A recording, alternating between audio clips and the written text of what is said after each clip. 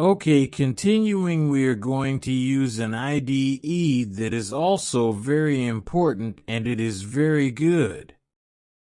And you will see that combining it with visual, which is the next video, or rather the first video that was Visual Studio Code once it was downloaded. Now we are going to see another excellent IDE called CMD Console Emulator. We click, and here where it says Download Mini, Download Full, they give it here, and Download Full Perfect, it starts to download. Show and folder, you can copy it wherever you want me, for example, in my case. Because it is in my software folder, we are going to look for it here. It is this Python, you download it. Where you have a course, right-click Extract here, and there it is, and there is the CMD with the CMD. You can already do more important things. For example, we are going to open it. It is the same as a console as a CMD, but this one already gives us a plus. You can already do more complex things. We are not going to work directly in the CMD as such. You are going to work in Visual Studio Code, but we are going to run it.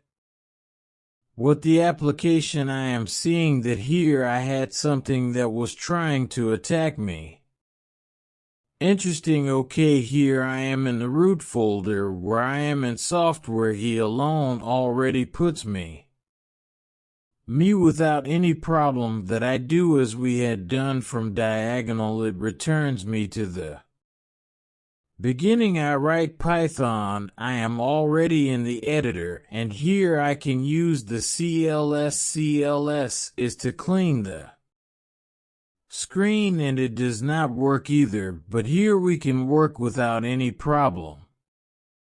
Also with Python, we are not going to do it here, nothing else. You are going to see we are going to need it as an interpreter. Rodrigo again, and there it is also. This is necessary, and in the third video I explain how to configure it so that in Visual it is already like this with green color. You can work both at the same time. Let's go step by step. Do not despair. Watch the videos, do the exercise, do the steps step by step, and you will see that you will be able to achieve it. Take care, and may God bless you.